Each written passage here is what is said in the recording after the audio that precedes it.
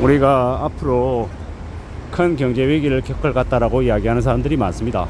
1997년에 IMF 경제 위기, 2008년 리만 위기, 그리고 2026년이나 2027년쯤에 큰 위기가 온다라고 이야기하는 이들이 많은데요.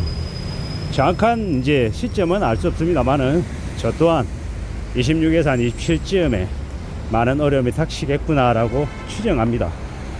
근데 이때까지 항상 위기가 닥쳤을 때 이번엔 다르다. 재정이 탄탄하고 준비가 많이 되어 있기 때문에 큰 위기는 안 올 것이다 라고 얘기했지만, 그렇게 자신만만할 때 어김없이 더 큰 위기가 닥쳤던 것 같습니다. 앞으로 우리는 어떤 일을 겪게 될까요? 생각지도 못한 큰 충격들, 기존에는 당연하다고 생각했던 것들이 당연하지 않은 시대가 열릴 것 같습니다. 물론 그 위기 또한 계속되지는 않습니다. 몇 년간 지속되다가 또 바닥을 치면 또 다시 나아지는 때가 오기도 합니다. 항상 괜찮은 적만 있는 것도 아니고 안 좋기만 한 것도 아니고 좋음과 나쁨이 사이클에 따라 순환된다라고 보면 맞겠습니다. IMF 때 저는 이제 IMF 경제위기가 터졌을 때 대학교 3학년이었습니다. 그때 부산의 서면에 건물을 가지고 있는 이 지인이 있었어요. 엄격히 얘기하면 그 지인의 아버지가 그 20억짜리 건물을 가지고 있었죠. 근데 장사가 안 되고 여러 가지 일이 꼬이면서 아버지가 극단적인 선택을 했어요. 근데 이제 그 20억짜리 빌딩에 달려있는 부채가 매달 이렇게 내놔야 될 이자가 엄청났었습니다. 몇천만 원 수준의 이자를 내야 됐죠. 거의 사채 수준의 이자들을 냈던 겁니다. 그러다가 감당이 안 되고 사면초가에 내몰리니 나쁜 선택을 한 거죠.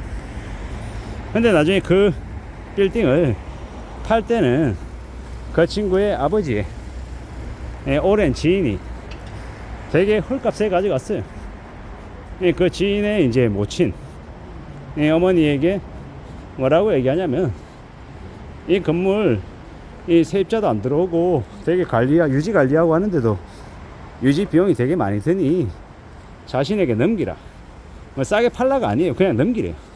넘기면 어차피 이 세금으로 나가는 이자로 나가는 그 비용들 그거 떨어내버릴 수 있지 않냐. 너 되게 골치거리지 않냐.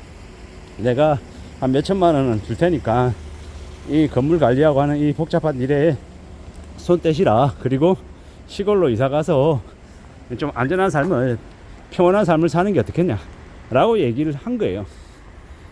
그리고 이제 그 모친은 그 몇천만 원 받고 그 건물을 넘깁니다. 그 이제 아버지가 이제 그 건물로 해서 이자 내야 됐던 돈은 이자율로 따지면 한 20%가 넘었던 거고, 근데 이제 그 건물을 인수해 간 사람은 신용도가 좋으니까 이자율 5% 6%만 내도 괜찮았던 거예요. 신용도가 괜찮고 자금 여력도 있다 보니 그 건물을 이제 거의 공짜로 받다시피 해서 대출 이자 대폭 낮추고, 그리고 돈 들여서 건물 깨끗하게 만들고, 그리고 세입자를 건물에 이제 장사할 식당이나 아니면 PC방이고 여러 이제 세입자를 완전 싸게, 보증금도 적게 하고 월세도 싸게 해서 한 5년씩 계약을 다 맺은 거예요. 월세가 싸니까 그 건물에 들어와 있는 PC방이든 식당이든 음식값 싸게 하고 장사 잘 되고, IMF가 지나고 몇 년이 지났더니 그 건물의 가치가 20억이 아니라 35억, 40억 훨씬 더 높은 가치를 가지게 됐던 거고, 이제 그 사람은 평상시 같았으면은, 평소라면은 생각지도 못할 일들을 IMF라고 하는 경제위기 때, 부동산 폭락하고 이자가 이제 폭등하는 시기 때 아주 운 좋게 이제 그 건물주가 된 거죠. 이러한 일들이 앞으로 우리에게 안 벌어진다고 누가 장담을 하겠냐라는 거. 비슷한 일들이 분명히 일어날 수 있다라는 거. 그리고 자신의 재산을 유지 관리할 수 있는 능력이 안 되면 언제든지 내어놓게 된다라는 이제 교훈을 저는 이제 그 얘기를 들으면서 깨우치게 된 거죠.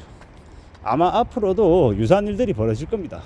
내가 가지고 있는 아파트가 10억이다 라고 해도 내가 대출 이자 못 내고 빚 못 내서 빚 못 갚아서 허둥지둥 되면 경매 처분 당하고 낙찰을 헐값에 2억에 3억에 낙찰 당할 수도 있다라는 겁니다. 그렇게 해서 금융권들이 낙찰해서 낙찰되어서 받은 돈으로 이제 채권 일부 가져가고 나면 남은 건요. 남은 거 그 채무자가 남은 거에 대한 건 또 계속 갚아야 됩니다. 경매 처분 당한다고 부동산 뺏기고 난 이후에 끝나는 게 아니라 추가적으로 남는 빚에 대해서는 추가로 더 챙겨야 되는 그런 이제 게 있는 겁니다. 이러한 일들을 빚을 져서 되게 힘든 어려움을 겪은 사람들은 뼈저리게 느끼고 알죠. 그래서 하다못해 노숙을 하는 있더라도 대출은 절대 안 받을 거라는 그런 굳은 마음을 갖는단 말이죠. 근데 지금의 20대 30대 못 모르는 40대 아무 생각 없이 연끌하고 집 산 친구들 삶이 어떻게 되겠냐고 그냥 순식간에 이제 작살이 나는 겁니다. 무서운 얘기죠. 끔찍한 얘기입니다. 근데 별로 그걸 크게 못 느끼는 거예요. 회사에서 위로금 준다고 3억 4억 5억 받고 나오면요, 자신이 되게 그 돈 가지고 예적금 넣거나 아니면 고비당 우량주 넣어서 배당 받으면서 여유롭게 살 거다라고 하지만 사람 마음이 딱 그렇게 잘 안 되죠. 그렇게 잘 지켜가면서 자신의 정도를, 자신의 분수를 딱 알아차리고 그 범위 아래서 살아가는 사람, 정말 보통 얘기 아닌 겁니다. 아이, 남들 다 그렇게 살고 나도 그렇게 살 수 있어 라고 이야기하지만 결코 살아가는 게 녹록지 않다라는 거죠. 세상 사는 게 내 뜻대로 안 되는 경우가 더 많다라는 걸 인정해야 될 것 같습니다. 그리고 사람이 욕심, 탐욕이라는 걸 참 무시 못하는 것 같습니다. 그걸 억누를 줄 알고 그걸 잘 관리할 줄 알아야 되는데 그게 잘 안 되더라는 겁니다. 그게 현실입니다. 우리가 어떻게 살아야 될지, 어떻게 감내하며 지낼지에 대한 고민들도 많이 필요한 것 같습니다. IMF 위기, 리만 위기, 앞으로 또 닥쳐올 위기, 이 위기가 보여주는 얼굴의 모습들은 그다지 다르지 않은 것 같습니다. 경제적인 여력이 없는 사람, 빚이 많은 사람들은 우죽순으로 무너지고 몰락하고 되게 힘겨운 상황에 놓이게 되고, 경제적인 안정과 현금을 확보한 이에게는 그 어느 때보다도 더 괜찮은 유용한 기회가 열린다라고 생각합니다. 어느 쪽에 속할지는 개개인의 결정에 따라 달린 거죠. 저도 마찬가지고 여러분들도 마찬가지고 우리가 현금을 잘 확보하고 잘 보관하고 그 현금 때문에 삶을 좀 더 열심히 살아야겠다라고 생각한다면, 그러면 우리의 삶이 좀 더 괜찮아지는 겁니다. 아주 드라마틱하게 급격한 우상향을 보이면서 자산이 5배, 10배, 20배 폭등하는 걸 바라면 그것 때문에 사기당하는 경우가 되게 많고, 사회통념상 얘기하는 그 정도의 수익만 해도 감사하다라고 마음먹고 현금을 잃지 않으려고 애쓰는 사람들은 삶이 좀 더 안정이 되더라는 것, 그게 경제위기 때 더욱더 큰 진가를 발휘하는 것 같습니다. 앞으로 닥칠 위기도 우리가 쉽게 피하긴 어려울 것 같습니다. 명심하고 살아야 되겠습니다.